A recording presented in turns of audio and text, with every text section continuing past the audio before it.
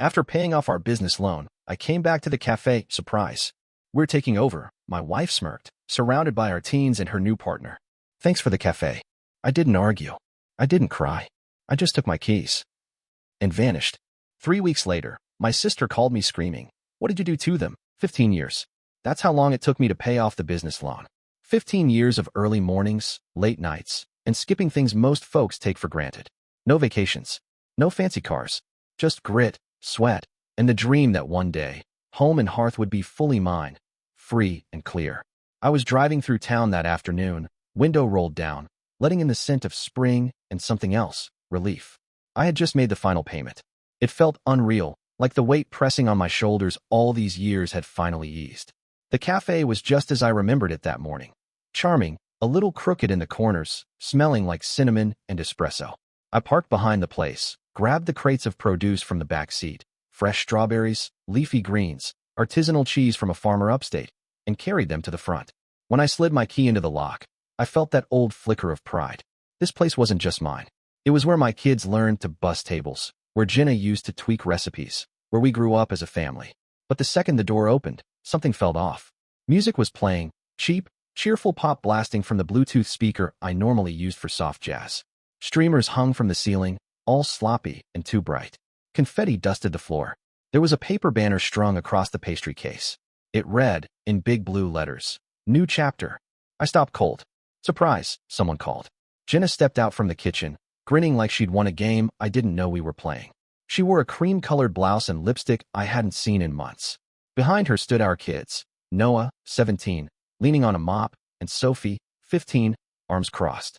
They looked stiff, like they didn't know if they should smile or run. And next to Jenna was a man I'd never seen before. Slick navy suit, designer shoes, expensive watch. The kind of guy who looked like he belonged at a boardroom, not our family cafe. Jenna raised her glass. "Champagne, by the looks of it."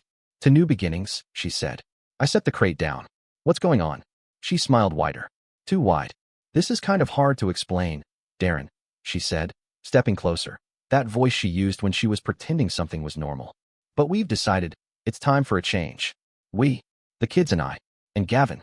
She turned slightly, as if presenting the man beside her. I looked at Noah, at Sophie. Both avoided my eyes. Jenna kept talking like she was reading from a speech. "You've been running yourself into the ground for this place. And, well, Gavin's offered to invest. He's going to help modernize the cafe and give the kids more opportunity, direction." I felt the words sink like wet cement. "What are you saying?" I asked.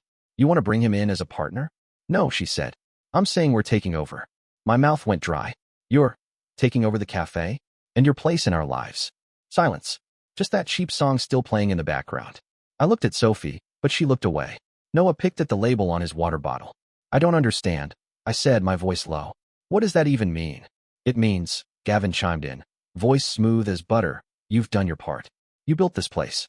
And now it's time to let others take the reins. Think of it as early retirement." He actually smiled. Jenna held out her hand. "The keys, Darren." I don't remember deciding. My hands moved on their own. I set the other crate on the counter, took the ring of keys from my pocket, placed them in her palm.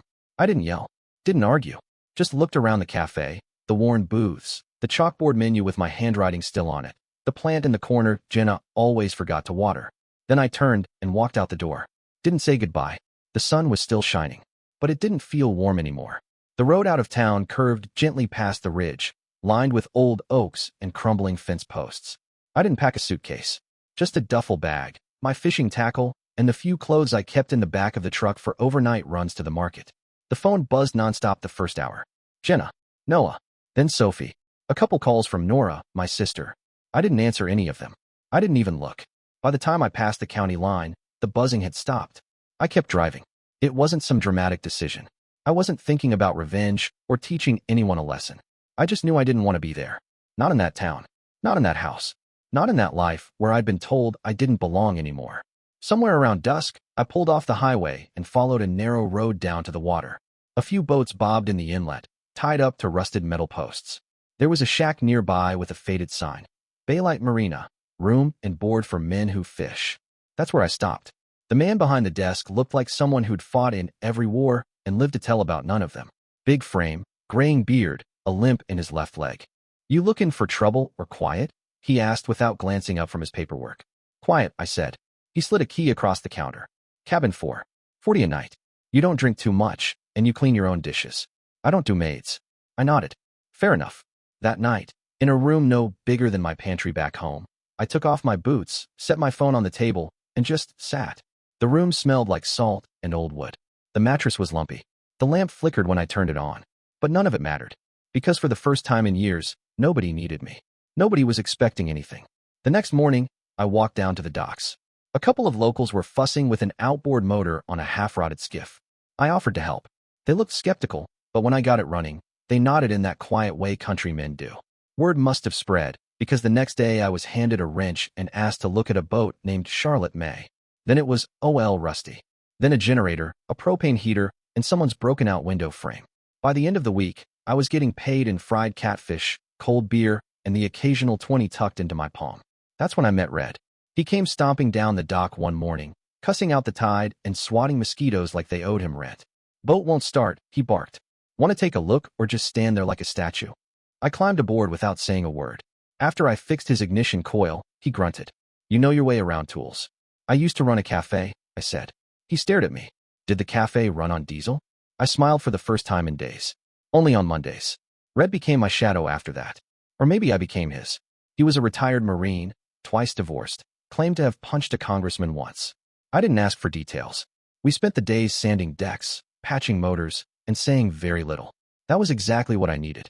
At night, I'd sit in my cabin with the door cracked open to let the breeze in. I'd pull out the little notepad I found in my glove box and write letters to Sophie and Noah. I never signed them, never stamped them, just wrote them. Nothing dramatic, just memories, reminders. You used to sit on the counter and steal cherry tomatoes off the cutting board, Sophie. Noah. I remember the time we burned the first batch of scones and tried to pass them off as crispy. I didn't beg them to call, didn't scold or ask questions. I just wrote what I felt. I love you. That's all. You don't owe me anything, but I'll never stop loving you. Then I'd fold the letters and tuck them into the back of the notepad. Maybe someday I'd mail them. Maybe not. I didn't cry. Not once. I didn't rage or scream or drown myself in cheap whiskey. I just rested. For the first time in 15 years. It had been 3 weeks. The mornings had settled into a rhythm. Black coffee, fried eggs, and the smell of brine hanging in the air like a second skin. Red and I had rebuilt the motor on a crab boat named Grace, and I spent my afternoons sanding splinters off dock rails and ignoring the growing pile of unanswered voicemails on my phone. I had gotten good at not thinking, not remembering, not reacting. Then my phone rang again, different ringtone. The old one I'd set for Nora back when we used to talk more. She was the only person I hadn't blocked. I stared at the screen for a second, then answered. Where the hell are you? She snapped. No greeting. Just that. Good morning to you, too. I muttered, rubbing my eyes. Darren, don't play cute. Jenna showed up at my house yesterday. With the kids. Crying. Talking in circles. I sat up on the edge of the cot, suddenly wide awake. What? She said you left. That you abandoned them. That you checked out. Nora's voice was tight, furious. I've had to put Noah in the guest room and Sophie on the pull-out couch. They're scared. They don't even know what's happening. My chest went tight. Is Jenna with them? No. She left.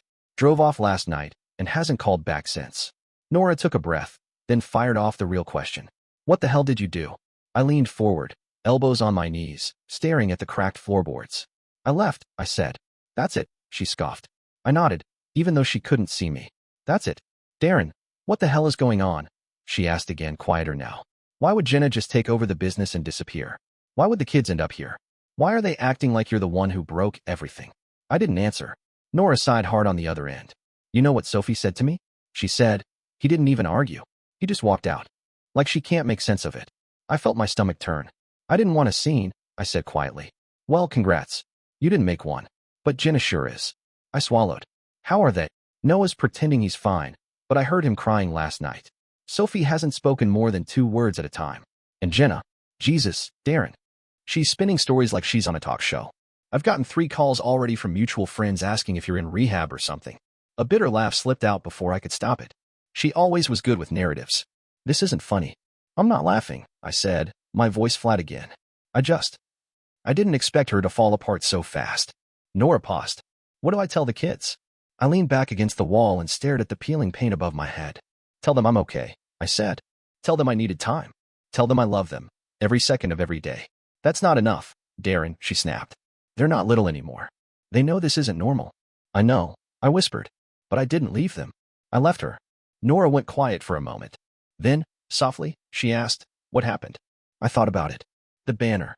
The suit. The keys in her hand. The kid standing there, not saying a word. All I did, I said slowly, was leave. Another pause. Then, I'll keep them here until you figure it out. But Darren, don't wait too long. The line went dead. I sat there for a while after the call, staring out the window. The water shimmered under the late morning sun. Red walked by outside with a bucket of fish heads and gave me a nod. The spark of rage I had been waiting for never came. No fire. No drama. Just the slow, creeping ache of realization. When I stepped back, the whole damn thing started cracking. And maybe, just maybe, that was the truth finally trying to get in. Red handed me the mail that afternoon, 2 envelopes and a pile of notes slipped under my door. His face was unreadable, but his fingers lingered a little longer than usual when he passed the stack to me. You got fans, he muttered, then walked away. Back in my cabin, I dropped everything on the table. One envelope was a fishing supply catalog. The other was a warning from the local utility about conserving water. Nothing important. But the notes were different. They were all on different paper. Torn notebook pages, lined legal sheets, one scribbled on the back of a receipt from a gas station 3 towns over. Some were in Jenna's handwriting, tight, controlled, rushed. Others were printed, like someone had typed them, then left them in the dark to rot. The first one read, "You left without explanation. The kids deserve more than silence. We all do." Another, "So this is how you show love? By vanishing like a coward." Then came the shift. "Gavin's been pulling away. He says I'm too emotional. You left me with this mess." And then, "He never cared about them. You were the stable one. I didn't realize how much until you were gone." My hands tightened around that one. I sat down slowly, my boots still muddy from patching a dock line earlier that morning. Then I opened the last letter, different handwriting. The return address was scribbled in shaky cursive. Amber, Glenview Apartments, Apartment 3B. Inside was a single page. "You don't know me. I'm Amber. I used to date Gavin. He's charming, at first. They all are. But he's dangerous in subtle ways, emotional sabotage, financial manipulation, paranoia. You think you're crazy by the time it's over. When I found out he was with someone new, your Jenna, I felt sick. He plays the long game. Be careful." There was a phone number at the bottom. And beneath that, "You deserved better. So do your kids." I leaned back in my chair and stared at the ceiling. For the first time in weeks, I felt my pulse quicken. Not from hurt. Not from loss. From clarity. Gavin hadn't just swooped in and filled a void. He had carved out a seat at the table. Rewritten the rules. And Jenna, she had let him. Or maybe needed to believe he was something more than what he was. I didn't trust Jenna's letters. But Amber's? That one rang like a fire bell. I dug through the duffel bag under the bed and pulled out an old phone charger, plugged my cell back in. It buzzed to life, 68 unread texts, 40 missed calls, 3 voicemails. I didn't listen to a single one. Instead, I scrolled to Bryce. Bryce Ramsey had been my roommate in law school, quick-wit, dry humor, sharp enough to split hairs with his tongue. He owed me a favor from back when I helped him bury a plagiarism accusation. I hit call. He picked up on the 3rd ring. "Well, if it isn't the ghost of arguments past," he said. "Darren Blake. What the hell did you do?" "I left," I said. "Left who?" "My wife. My kids. The business. Everything." There was a pause. "You always did things all the way, didn't you?" Bryce sighed. "Okay.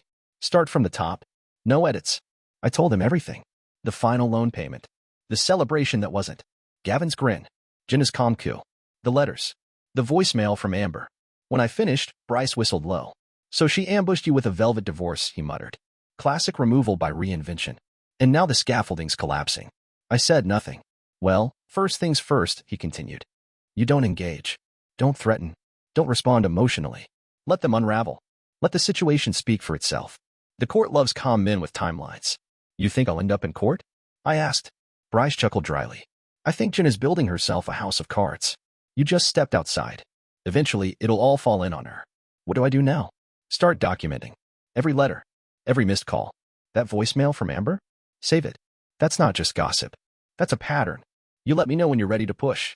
For now, watch. Wait. Prepare." I hung up, sat back, and stared at the stack of paper on the table. They wanted silence. Control. A blank space where I used to be. But I had something more dangerous now than anger. I had patience. And a damn good lawyer. By the 2nd week of May, Bryce had eyes on everything. He wasn't just watching Jenna's moves, he was 3 steps ahead of them. Every call she made, every claim she floated, every paper she filed. He looped me in with nightly emails labeled, "Forward, what you need to know, don't freak out." And I didn't freak out. I didn't scream. I didn't even reply most nights. Instead, I read. I highlighted. I filed. Quietly. Like a man assembling a weapon from pieces everyone else thought were harmless. Bryce's first warning came on a Tuesday. Subject line, she filed. Inside, Jenna petitioned for sole custody. She cited abandonment and emotional instability. She also filed a restraining order, but it was denied, lack of evidence. I've already started drafting our response. Don't react. Just be ready. I stared at the screen for a long time. Not surprised. Just disappointed. I told her once, I'm not going to fight you. I meant it. But that wasn't what she wanted. She didn't want peace. She wanted to win, even if it meant creating a story where I was the villain. She told the court I'd disappeared without warning, that I had mental health issues, that I was obsessive about control, that I had interfered with the children's independence. And somehow, Gavin was listed as a character witness. I printed every page. Bryce's next message came with an attachment, screenshots from a mutual friend's social media account. The caption read, "Prayers for Jenna and the kids as they move forward. Toxic men never win." There were photos of Jenna at brunch, smiling over mimosas. Gavin in aviators, holding Sophie's hand while Noah sat stiff beside them. A post like a performance. Warm colors, soft lighting, the illusion of strength. But the cracks were starting to show. Bryce called the next night. "You didn't hear this from me," he said, "but Jenna pulled the kids out of school last week." What? She told the principal she was reassessing their environment. Claimed she needed a fresh space for healing. But a staff member filed a concern. Apparently Sophie's been shutting down in class. Teachers are worried. And Noah? He punched another student. I closed my eyes. And the restraining order? I asked. Judge denied it outright. Zero documentation. The clerk said she seemed flustered. Couldn't keep her date straight. And Gavin? Bryce hesitated. Rumor has it he fell down the stairs. No charges filed, but he missed work for 5 days. He told people he slipped. But I've heard things. I leaned back, letting the silence stretch. She's losing control, I said finally. No, Bryce corrected. She's losing the mask. Every night after that, I updated the file. Jenna's emails. The school reports. The photos, the phone calls, even the receipts from Sophie's sudden dental appointments and Noah's emergency therapy session. I printed and organized everything by date. Then, I made a copy. And another. One stayed locked in the drawer under my bed. The other in Bryce's office. I didn't say a word to Jenna. I didn't text the kids. I didn't post a single thing online. I didn't engage with gossip or rumors or the people who suddenly decided I was complicated. I just observed. Because I'd learned something out there on the dock, in the quiet, with nothing but wind and water for company. Truth doesn't need a microphone. It just needs time. And I was patient. Because I wasn't the one unraveling. Not anymore. The call came just after midnight. I was half asleep, half reading an old dog-eared paperback in bed when my phone buzzed once, then again. Nora. I answered on the second ring. Darren? Her voice was sharp, low, like she didn't want someone in the next room to hear. She left them. I sat up straight. What do you mean? She dropped the kids at Mom's 4 days ago. Told her she needed a few days to reset. She never came back. Not a single call. The kids thought she was just out running errands. Mom finally called me tonight. Said Jenna hasn't answered a single message. I rubbed my hand over my face. And the kids? Confused. Sophie's barely talking. Noah won't look at anyone. He's been sleeping on the couch with his shoes on, like he's waiting to leave. My stomach turned. And Jenna? Last I heard? She was spotted at a restaurant in Port Haven last night. My friend Lucy said she saw her on a date. With some guy who wasn't Gavin. I didn't say anything. I thought you should know, Nora added. They didn't want to tell me. They're embarrassed. Especially Sophie. She found out it was a date because she saw it. I frowned. Saw what? She was there, Nora whispered. Sophie. Jenna made her go with them. Set her at a side table. Lucy said she was sitting there alone with a Coke while Jenna and this guy were laughing and drinking like it was nothing. I closed my eyes, trying not to picture it. My daughter, 15 years old, seated alone in a restaurant while her mother played dress-up with a new man. Left out. Unseen. Used. She sent me the video, Nora said. Do you want me to forward it? Send it to Bryce, I said. My voice didn't even sound like mine. There was a long silence. Then, quietly, Nora asked, What are you going to do? I stood up. I didn't pack. Didn't call ahead. Just grabbed my wallet, my jacket, and the folder I'd kept sealed under the floorboard. I'm going home, I said. She hesitated. To the house? Yes. Darren, are you sure? I've been sure since the minute I saw that girl look away from me, I said, and let a man in a suit stand where her father used to be. I ended the call. By the time I reached the highway, the sky was just starting to fade from black to blue. The air was cool, almost kind. For the first time in months, I didn't feel like I was running away from something. I was running toward it. I called Bryce as soon as the sun cleared the trees. She's done, I told him. That video, it's gold, he said immediately. I already flagged it. Timestamped. Location confirmed. Witness reports from Lucy and another couple sitting nearby. Jenna was 3 drinks in. Guy's got his hand on her knee. Sophie's in the background with her hood up. My hands gripped the wheel tighter. She wasn't supposed to be the one who fell apart, I said. Bryce laughed dryly. That's the thing with manipulators. They only hold it together as long as someone else is doing the lifting. You stopped lifting, Darren. I didn't respond. I didn't need to. I drove the rest of the way in silence, windows down, wind rushing through the cab like a second breath. I passed the old gas station where Noah used to beg for gummy worms. Drove past the bookstore where Sophie bought her first dog-eared romance novel. Past the edge of everything I thought I'd lost. I pulled into the driveway just before noon. The grass was high. The porch light was still on. A crooked welcome mat sat at the threshold like nothing had changed. I stood there for a minute, watching the stillness. Then I walked inside. Not for revenge. Not for Jenna. Not even for myself. For the 2 kids who were caught in a storm they didn't start and who had waited long enough for someone to come back for them. This time, I wasn't walking out. I was staying. It took 6 weeks to get a court date. Bryce said that was fast. I didn't feel it. Every day that passed, I watched my kids tiptoe around the edges of normal life like someone had told them the floor might crack. They stayed with Nora during the process. I didn't push. Just called when I could, texted when I knew it was safe. Sophie sent back one-word replies. Noah didn't respond at all. Jenna, on the other hand, filed everything she could think of. Emergency motions. Emotional testimony. Pages of statements from her support network, mostly Gavin's ex-coworkers and her yoga instructor. She came into the courtroom on the first day dressed in black. Tasteful dress. Modest makeup. A tissue already crumpled in her hand. Gavin wasn't with her. Bryce leaned over and whispered, classic optics. They always dress like the funeral is theirs. I kept my eyes forward. She was seated to my right, across from me. I didn't look at her. Not once. The judge, a tired woman in her late 60s with a gray bun and sharp eyes, flipped through our files and raised her brow at the stack Bryce handed in. Let's begin, she said simply. Jenna's lawyer stood up first. Polished. Young. Too smooth. Your Honor, he began. My client is a mother who has always prioritized her children. She has provided love, support, and stability. The father, Mr. Blake, walked away from his family with no explanation and only returned when it became legally convenient. Bryce didn't blink. Just sat there, tapping his pen quietly against the table.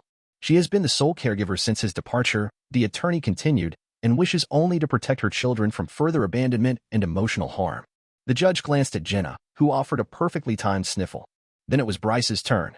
He stood slowly, like he had all the time in the world. Your Honor, I have no interest in character assassinations today. What I do have is a timeline, receipts, a video, and several documents that paint a very different picture. He began with the letters, dozens of them. Handwritten, timestamped, saved. Notes Jenna had slipped under my door. Some apologetic, some angry, most erratic. Then he laid out the photos. The unexcused school absences. The failed restraining order. The denied emergency petition. The record from the child psychologist who had seen Sophie only once before Jenna stopped returning calls. The incident report from the restaurant. And finally, the video. The courtroom was still when it played. Just a short clip, 22 seconds. Jenna laughing over a glass of wine. Her hand grazing the arm of a man the court had never seen.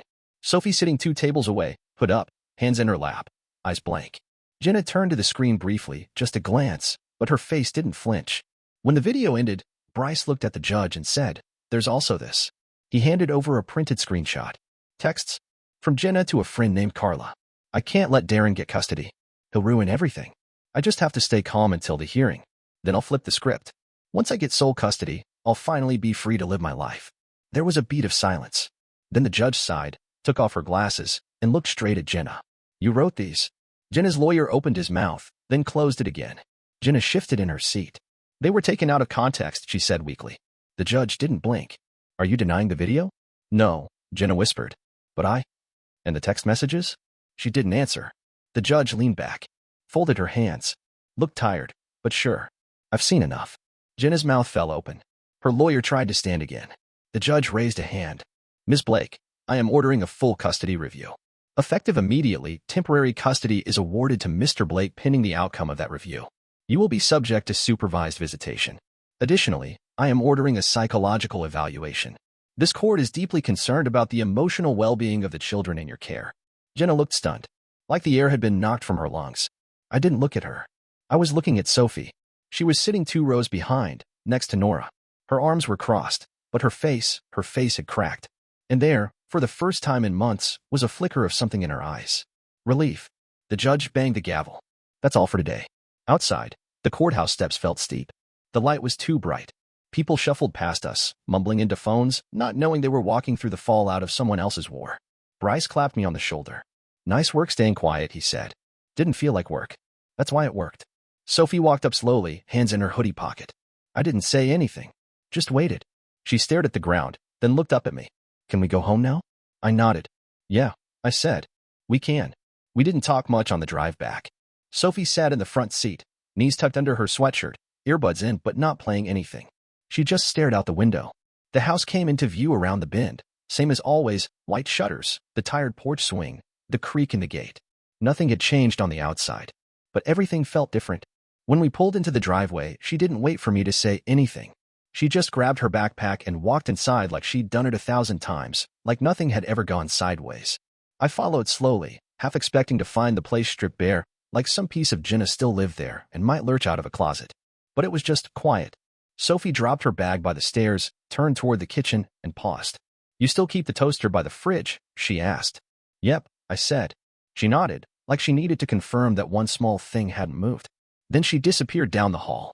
A few minutes later, I heard her door close gently. That first night back, I made spaghetti. Not because it was special, but because it was what we used to make on Thursdays.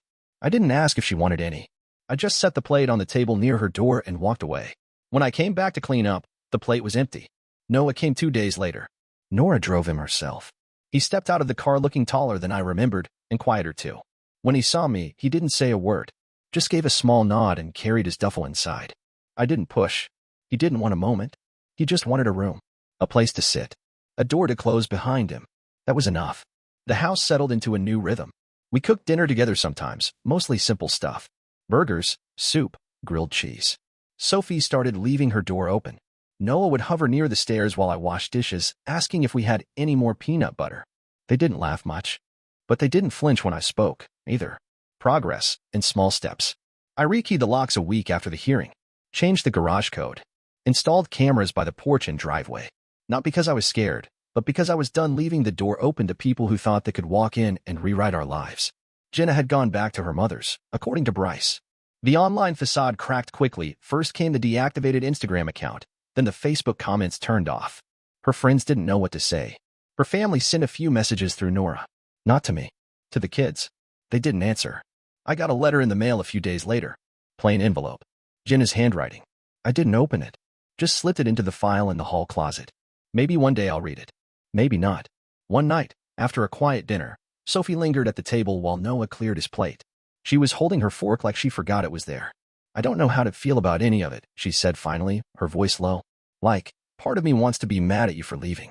And part of me wants to say thank you. You don't have to pick, I said. You're allowed to feel both. She looked at me then. Really looked. Her eyes didn't dart away like they used to. I just didn't know how bad things were with her. Until she was gone. I nodded. That's how it works sometimes. The next morning, I found Noah in the backyard, sitting in the same lawn chair I used to drink coffee in when they were little. He was holding an old baseball glove, one he hadn't touched since middle school.